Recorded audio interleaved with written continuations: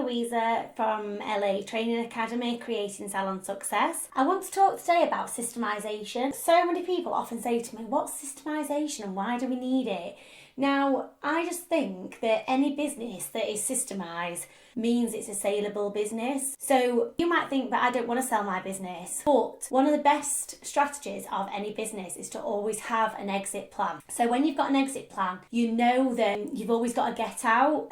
Business is pressured, and I think we always need to get out. In order to systemise any business, we need to know from start to finish how it runs. That means if you were off ill, anybody could pick up your business and run it how you already do run it. So this sounds good because it means you can have a holiday. The stress of getting ill can really kind of make beauty salons and hairdressers really feel the pressure. I'm going to tell you a little bit about me and what we'll learn today, and go through everything to do with systemisation and let you realise why it is so important. Like I said, my name's Louisa. I've had a beauty salon for 18 years. Started it at 22, not really knowing what I was doing, not really planning on a business as such. If I'm being honest, I went to college as a hobby. I enjoyed doing beauty, and one day I actually just said, I wish I could just sit and do nails all day. Now that's quite ironic because the one treatment, or the treatment that I like the least, is nails. It's not where my passion is. So it's quite amusing that I actually use that line. Anyway, I do believe in law of attraction, and I do think that I attracted that into my life. So at the time I was a secretary, a PA for the head district nurse in the local hospital, and I realised that there was just nowhere to go in that job, and I was a little bit bored. So I thought, well, I may as well go and do nails and earn the same money, if not more, for doing less, and at least I could work the hours I wanted.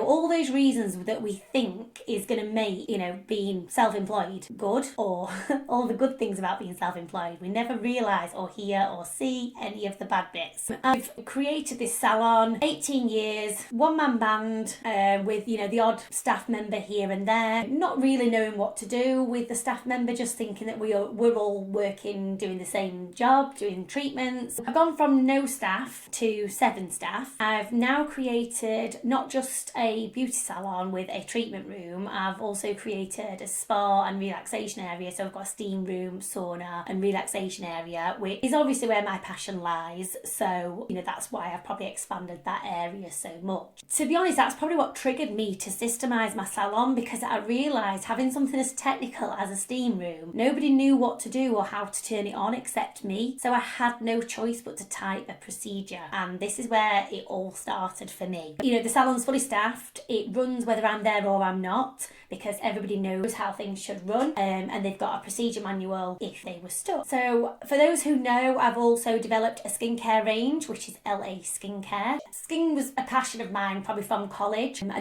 just enjoyed having a facial, and I enjoyed doing a facial, and then the results that you could achieve I just found incredible. So that just set me on the line of skincare. I've also created a training academy, and I've got accredited courses through ABT, it's an Association of Beauty Therapists, and now I want to help people see their potential and see how systemisation can really change their salon. I want to, help people optimise their current beauty business, but they do need to assess their business first. So in my opinion, systemisation starts with assessment, because how can we systemise something that we don't know what's right, what's wrong, what needs working on and what doesn't? What we need to look at is your business itself. However, it also stems back to, what do you want? How do you want your business to run? How do you want your life to be? People talk about work-life balance. Now, what do you consider a work-life balance? Because if you're anything like me, not now obviously, but if anything like me back in the day, I was working 12 hours a day, doing everything and anything that I could, treatments back to back, and I was busy and successful. If that's how you measure success, I was successful. But do you know something? I didn't feel successful, and it was hard because everybody around me was telling me, but that's what you do when you're self-employed. You're the first to arrive and the last to leave, and you work 12 hours a day, 7 days a week. That's what you do when you're self-employed. If I heard that line one more time. But you know what I did? I listened to people who had my best interests at heart, but they were not and have never been self-employed, and definitely not in the beauty industry, which, you know, for those who are listening, obviously more than likely work in the beauty salon hair industry, and we all know it is blinking hard work. I know all self-employment is hard, but wowzers, until you have worked in our industry, I don't think anybody can comprehend the exhaustion that we can feel at the end of a day. Now, am I right? Anyway, that is a whole other topic. I know I could talk about that forever, but I just started to believe and think something has got to change. I cannot keep doing this. So by this point, you know, I thought this for quite a while, to be honest, but by this point I was like 30, whatever, I can't count, you know, 35, 30, I haven't got kids, and you know, I was starting to think, if I wanted to have kids, how would that work? I can't leave my salon. No one can run it like me. Now, I can't be the only person that thinks that or thought that. So anyway, I'd connected with other business owners, not necessarily in the beauty industry, and there's a lot of common grounds with businesses, but you know, when people talk to me about systemisation prior to me systemising, I used to think, but I can't systemise my salon because I've got 30, 40 treatments and this happens and that happens and this scenario and that scenario, and it's not that easy and you don't know my business. That's what I kind of thought. But do you know something? Systemisation has been literally the best thing I have ever done. It's hard and it's time consuming, but wowzers, worth every second, because when you systemise your salon, it is like a weight has been lifted. It is just like you can breathe and you can see the wood for the trees. You can actually see how life can be and the release of that pressure. Now, I'm not saying it's all roses after that, because we still have the pressures of staffing and, you know, you've got your management responsibilities unless you get a manager in, but by having that systems and procedures manual, you can get a manager in and they will run it how you want it running. You know, sometimes we just have to release the reins a little bit, and you know, it is really hard to do that. I don't know if I've expressed enough yet how systemisation can really benefit your business. I want you to really consider your dreams and what you want out of life and out of not just business but your personal life as well. So if you had your choice, what would your life look like? Think about this time next year. If you could do all the things you wanted to do, I don't mean fit everything into a year, I mean if your business ran how you visualise it, we're in a dream here. We need to think big. Don't limit your beliefs. I believe that's what we struggle with in, you know, our mentalities. It's our makeup. It's not a bad thing, but we do limit our beliefs. I think that that's where we need to work on. I'm just going to use this statement because I find it quite appropriate. I always said, I'll start my own beauty salon. It's easy. No boss. Take time off whenever I want and earn loads of money. So who else thought that? Just think about that right now. Is it everything you thought it would be? Does your business run without you? And then just stop and think, how many hours do you actually work? And that's not just back-to-back treatments or in the salon. How many hours do we need to put into our business? How much time on social media? How much time do you spend booking appointments in? There is so much that goes in behind the scenes of the beauty salon and the hair salon and the spa world that so many people, including us really, you start off and you're just doing your treatments and it just builds around you, and before you know it, you're in this hole, and it's all, this is how I felt, you know, I just felt like I was at the bottom of this hole and everything was just, it starts off with a little pile, like a little circle in a pile around you, and it's like, I can still see over it, I'm okay, you know, I can manage this, I'm all right. And then before you know it, this circle's getting bigger and bigger, and before you know it, you can only see the sky and that's it, there's nothing else. And I know that sounds really dramatic, but you know, there had to be a way out. I had to make a change.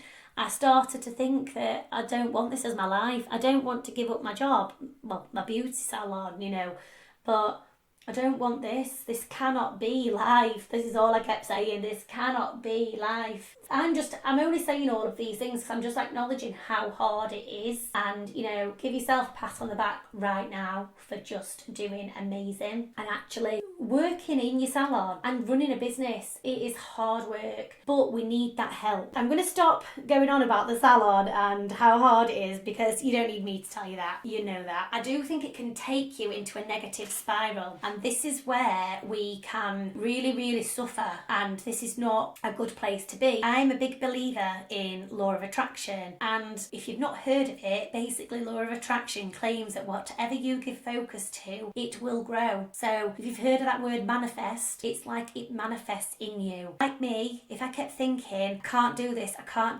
I'm working all these hours, I'm fed up, I don't want to speak to anyone, and I didn't. I wanted to hide away, really. I just wanted to go to work and come home because I couldn't deal with anything else outside of that because I was so busy. And at 20 off, before I started my salon, I was not sure if this is a great thing, but a bit of a party girl, going out all the time, really had a good social life, loved life, and then all of a sudden I just felt like my personality had changed. Not the core of me, just I found life a bit hard, and I think running a business, it does impact you and it makes life hard. And I probably sound like I'm being really, really negative, but that's not how I mean it at all. It's just an acknowledgement. And this is what I will say, yes, I believe in law of attraction, and yes, we don't want to have negative thoughts. However, it's not a bad thing. We have to just acknowledge those thoughts and feelings, and we have to sort of ask the right questions and say, how can I make this change? What can I do to achieve this? So instead of going, why me, I can't do it, why does this always happen to me? We need to start changing our mindset. And